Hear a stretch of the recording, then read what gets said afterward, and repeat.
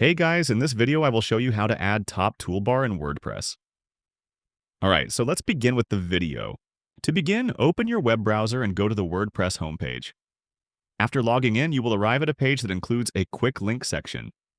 In this area, find the Edit Site option and click on it. This takes you directly into the main site editor where most of your customization tools and settings are found. Once inside the editor, shift your focus to the top right corner of the screen and click on three dots. From the expanded menu, look for the Preferences option and click on it.